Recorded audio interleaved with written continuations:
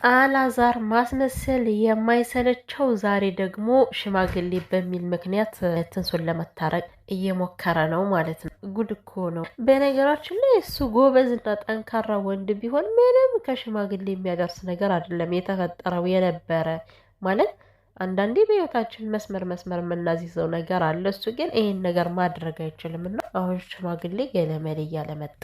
ሰላም ቤተሰብ እንዴት ናችሁ?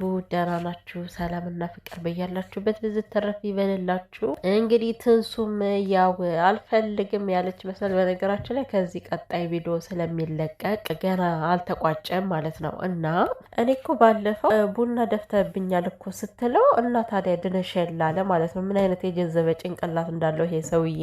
እና ታዲያ ድኖ የለ ቢደፋብሽም ድኖ የለ ኖርማል ነው ለማለት ያክል ነው። እና የምንም ኖርማል ብሎ ነገር የለም። ንቀተ ራሱ እኮ በቂ ነው። እንኳን አይደለም ዱላ አንተ ንቀተ ራሱ ሚስትን እንዴት እንደምትንቃት ምንም የትዳር ትርጉሙና ባሉ ያልገባ ሰው ነው በመጀመሪያ ደረጃ ማለት ነው። እና በሰራሁት ቪዲዮ ላይ ደግ አደረገ ያልሽኝ ሴትዮ ወይም በተንሱ ልክም ጓደኛ ልትሆኝ ትችያለሽ፣ እድሜሽ ከዛ በላይም ልትሆኝ ትችያለሽ ማለት ነው። በአንቺ በራስሽ ህይወት ይድረስና ምስቅልቅል ያርግሽ ፈጣሪ ማለት ነው። ምክንያቱም አንዳንድ አይነ ልቦናችሁ የተሰወረ ስውር ያላችሁ ሰዎች ስላላችሁ ከትንሱ ላይ የሚፈጠረው ነገር ላይ ደስ ብሏችሁ እሰይ ደግ አረገሽ አላዛር ምንም ጥፋት የለበትም የምትሉ የተንሱ መከራና ስቃይ ከእናንተ ላይ ክምር ይበል መጥቶ ማለት ነው። የእውነቴን ነው የምላችሁ። ምክንያቱም እናንተ እንደዚህ ካልሆነ ስለማትረዱና ስለማይገባችሁ ነው። በእንደዚህ አይነት አስተሳሰብ ባላቸው ሰዎች ነው እንዲህ ሰዎች እየተበላሹ የሚሄዱት ማለት ነው። የሞቀ ህይወታቸውን የሚያፈርሱ ምን ደጋስ ማለት ምን ደግ አደረጋት የሚያስብል ነገር አለው። ምኑ ጋ ነው ቡና የደፋባት ነው ደግ አደረጋት የምትይው? ስንት ሰው አለ በእግዚአብሔር እና ማለት ነው። ትዳሩን ከዚህ እንዲደርስ ያደረገው በራሱ ጊዜ ነው፣ እየተንዘላዘለ ማለት ነው። ማንም ሰው እኮ እናቱን ቆርጦ ሊጥላት አይችልም። እናት ነች። እናት የሌለችበት ነገር ምንም ትርጉም የለውም። ግን ደግሞ እናት መግባት ያለበት ቦታና መግባት የሌለበት ቦታ አለ እኮ።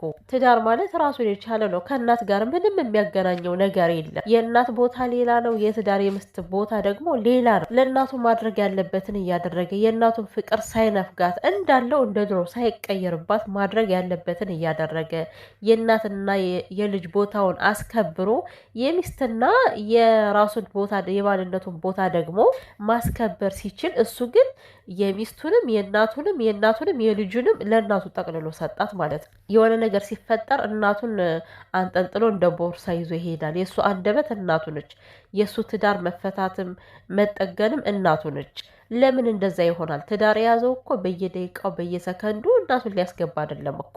እናትየዋ ከዚህ ጋር በቃ እኔ ትዳሬን ላስተካክል እናቴ ወደ ቤትሽ ሂጅ ሲላት ልጁን አእምሮውን በሚነካ መልኩ እኔ በቃ ከዚህ በኋላ ልጅ አይደለም ብላ ረግማቸው እርጉዝ የሆነችን ሴት ሁሉ ረግማ ትሄዳለች ማለት ነው። ይሄ ምን አይነት የተቆራኘ ነገር ነው ግን? የምር አንዳንዴ እኮ ማለት ነው ከብሬ ነው የምላቸው አላዛር በእናቱ በኩል ያለው ያሳዝነኛል። ለምን በጣም አጣብቂኝ ውስጥ ተከተዋለች። እሱ እኔ ትዳሬን በቃ ልምራበት ተይኝ እናቴ ሲላት ጭራሽኑ በቃ ልጅ አይደለም ብላ ከሱ ለመቆራረጥ ትፈልጋለች።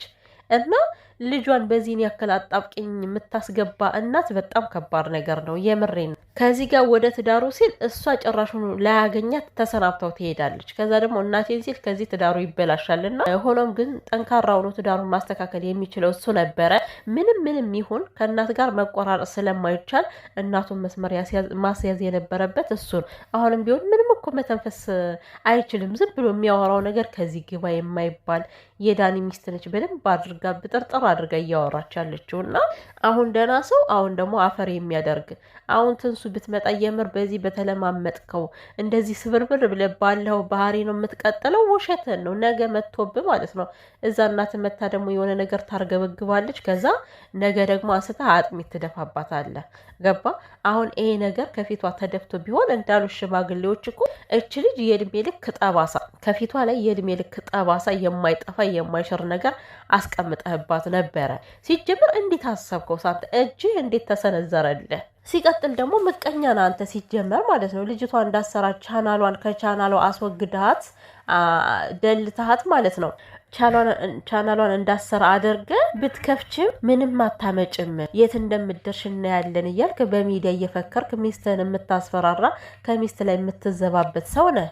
እና ደግሞ ሌላኛው ዳኒን የመናገር ሞራል የለህም በፈጠረ። ዳኒ እንካ ብሎ ላንተ የሚሰጥህ እንድትገላት ነው እንዴ? ምንም ነገር ባልተስተካከለበት መንገድ ዝም ብሎ ከመሬት ተነስቶ አስተዋይ እኮ ነው። እንዳንተ ዝም ብሎ በጭፍን የሚጓዝ ሰው አይደለም እኮ። ዝም ብሎ በቃ ትንሱ አንቺም ግቢ አንተም ተው ብሎ አስታርቋችሁማ ከዚህ በፊት ያደረከውን አየ እኮ። ከላያው ላይ ነው ቡና የገለበጥክባት። አስታርቋችሁ አንተ ወደ ቤት ገብተ ያንን ነገር እያየ ድጋሚ ለምን በህይወቷ ይፈርዳል እንዴ? እሱ የሚያደርገውን ነገር አድርጎ እሷ መትረፍ ከቻለች የሚያደርገውን ከማድረግ ወደ ኋላ አይል። ዳኒ ያዝኝበታለሁኝ እኛን ለማለያየት ነው የሚጥረው። እናንተን አለያይቶ ዳኒ ያገባት የራሱ የተከበረ ትዳር ያለው ሰው ነው። ግን ሴት ልጅ እስከሆነች ብቻ እናትም ነች እህትም ነች፣ እንደ እህቱም እንደ እናቱም እንደ ሚስቱም እያየ እኮ ነው። ገባ አይደለም እንጂ አውቋት እኮ አይደለም እኮ ተንሱን። አሁን ዳኒ አውቋት አይደለም፣ ግን ባለባት ነገር ላይ አንደኛ ነገሮች ልጅ እርጉዝ ነች፣ ሲቀጥል ደግሞ እንደ እህቴ ነው ማይሽ እያለ ነው ይህ ሰውዬ እያገዛት ያለው ማለት ነው።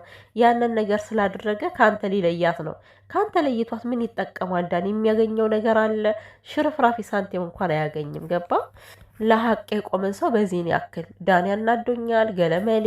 አንተ ምን ማሰቢያ የተዘጋ ሲጀመር ደህና ሰው ከመሳደብ ውጭ ሌላ ምንም የምታውቀው ነገር የለም።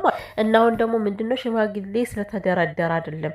የሀገር ሽማግሌ ብደረድርም አንተ ካልተስተካከልክ የሽማግሌዎቹ ነገር ፉርሽ ይሆናል። በስርዓቱ አታስኬደውም። ገባ? መጀመሪያ አንተ ባህሪን ቀይር፣ ጸባይን ቀይር። ምን አይነት ባህሪ ነው ያለኝ? ለትዳር ብቁ ነኝ ወይ? እንዴት ነው ትዳሬን መምራት ያለብኝ የሚለውን ነገር መጀመሪያ አስተካክል፣ አስተውል። ትዳር ካላቸው ሰዎች ላይ ብዙ ኤክስፒሪየንስ ያላቸው ሰዎች፣ በጣም በብዙ አመት በትዳር የኖሩ ሰዎች አሉ። ከነሱ መጀመሪያ ልምድም ኮርስ ሙሰድ። ገባ? መጀመሪያ አንተ ወደ ትዳር እንድትስተካከልና እንድትገባ ልምድ ካላቸው ሰዎች በደንብ መማር ይገባል። ትዳር ውስጥ ምንድን ነው የሚከናወነው የሚለው በእርግዝናዋ ጊዜ አልያ አለችኝ ሸተትከኛለች። በቃ ሆርሞን ነው ተባልክ አይደል እንዴ? ማንኛውም እርጉዝ እኮ ነው እንደዚህ የሚያደርጋት። የምሬ ነው። አንዷ ልጅ ማለት ነው ኢንተርቪው ላይ ስትጠይቅ የባለ አፍንጫው ያስጣላኛል አለች። በቃ ሳየው አፍንጫው በጣም ነው የሚያስጠላኝ አለች። የምሬ ነው። 3 ወር በሙሉ ተለያይተናል አለች። ያ ነገር ያ ቦሚት የሚያደርጋት ነገር ይሄ ሆርሞን የሚቀያየራት ነገር እስከሚያበቃ ድረስ 3 ወር በሙሉ ከባሏ ጋር ተለያይተው እንደገና ከዛ በኋላ ነው ባሌን እፈልጋለሁ ብላ ወደ ቤት ያስገባችሁ ማለት ነው። እሷ እንደተናገረችው ነው። በጣም ብዙ የሚቀያየራቸው ሰዎች አሉ። አንተ ሲጀምር የማትረባ ሰው ነህ። ሚስት አርግዛ አብሬ ልተኛ የምትል እኔ ምን አይነት ኧረ የዚህ ፍጥረትማ በጣም ይለያል እኮ። እኔ ከሌላ ሴት መሄድ አቅቶኝ አይደለም እያለ ያሟርታል ማለት ነው። ሚስቱ እርጉዝና ከሱ ጋር ስላልተኛችና የሱን ስሜት ስላላቀዘቀዘ ብቻ ማለት ነው እንዴ። እንደዚህ የሚባል ነገር አለ እንዴ? በትዳር ውስጥ እየተሳሰባችሁ ካልኖራችሁ እርጉዙና ካላሰብክላት አንተ መቼ ነው የምታስብላት ታዲያ? ሚስቴ እርጉዙና አለች የምፈልገውን ነገር ስላላደረገችልኝ እኔ ከሌላ ሴት ጋር እሄዳለሁ የሚባል ታሪክ አለ? እንደዛ እኮ ነው አባባል።